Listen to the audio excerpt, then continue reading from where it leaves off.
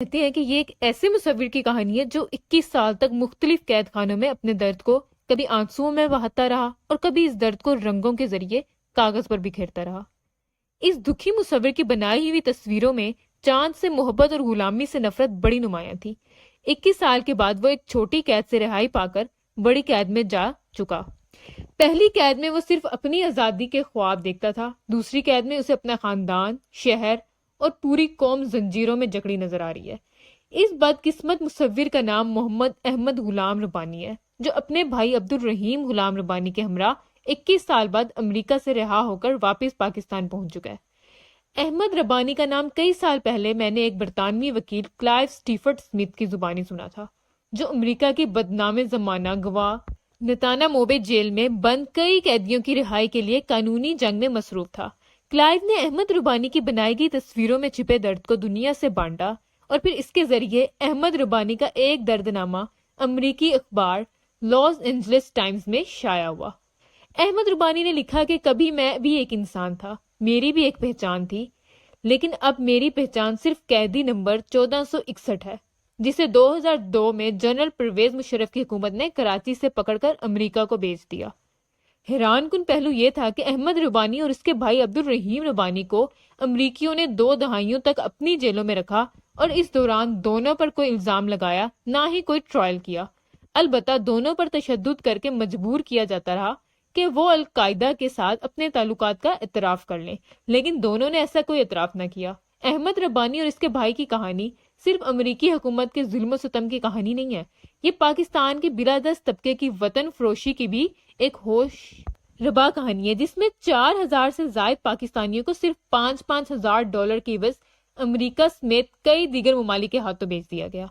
General Pervez Musharraf نے سب سے پہلے پاکستان کا نعرہ لگا کر پاکستان کو سب سے پیچھے دھکیل دیا۔ جنرل مشرف کی حکومت صرف امریکہ کو نہیں بلکہ برطانیہ، فرانس، مصر، سعودی عرب، اردن، سوڈان اور موریتانیہ سمیت دیگر ممالک کو بھی بندے پکڑ پکڑ کر فروخت کرتی تھی۔ لیبیا میں کرنل قذافی کا اقتدار ختم ہوا تو اس کی جیلوں میں سے ایسے کئی قیدیوں کو رہائی ملی جو افغانستان میں روس کے خلاف جہاد کرنے آئے تھے، لیکن قذافی نے انہیں دہشت گرد قرار دے دیا۔ 9/11 کے بعد پاکستان کی حکومت نے انہیں پکڑ کر امریکہ کو بیچا اور امریکہ نے انہیں قذافی کے حوالے کر دیا۔ جنرل پرویز مشرف نے اپنی بردہ فروشی کا اعتراف ان دی لائن آف فائر کے انگریزی ایڈیشن میں تو کیا، لیکن سب سے پہلے پاکستان کے نام سے موصوف کی کتاب کا اردو ترجمہ شائع ہوا تو بردہ فروشی کا ذکر گول کر دیا گیا۔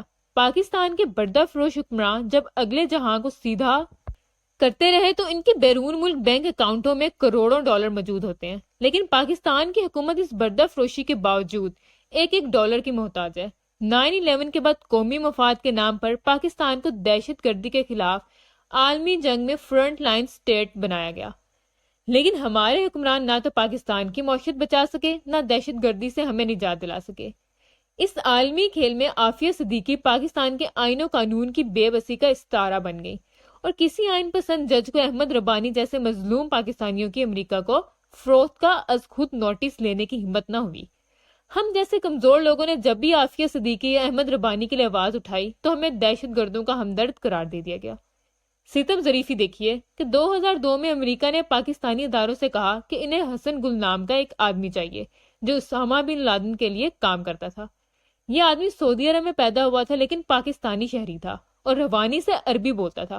پاکستانی اداروں کو حسن گل تو نہ ملا، البتہ انہیں احمد ربانی کے بارے میں علم تھا کہ یہ شخص سعودی عرب میں پیدا ہوا لیکن کراچی میں رکشہ چلاتا تھا۔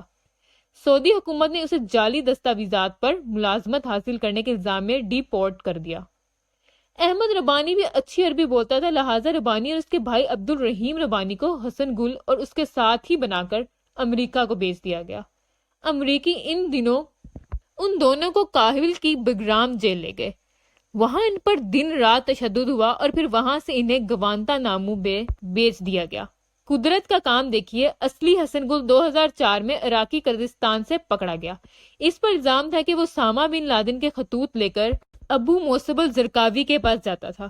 امریکیوں نے 2 سال تک اس کی تفتیش کی، اس سے کوئی خاص انفارمیشن نہ ملی تو اسے پاکستان کے حوالے کر دیا گیا اور پاکستانیوں نے 2007 میں اسے رہا کر دیا۔ یہ صاحب 2012 میں شمالی وزیرستان میں ایک ڈرون حملے کا شکار ہو گئے۔ احمد ربانی کو حسن گل سمجھ کر گرفتار کیا گیا، لیکن سارا بھید کھل جانے کے بعد بھی احمد ربانی کو رہا نہ کیا گیا، تاکہ وہ رہائی کے بعد دنیا کو یہ نہ بتا دے کہ دنیا کی طاقتور ترین انٹیلیجنس ایجنسیاں کتنی نالائق ہیں۔ جنوری 2022 میں سینیٹ آف پاکستان میں سینیٹر مشتاق احمد خان نے یہ سوال اٹھایا کہ احمد ربانی اور ان کے بھائی کو بغیر ٹرائل کے امریکی قید میں کیوں رکھا گیا ہے۔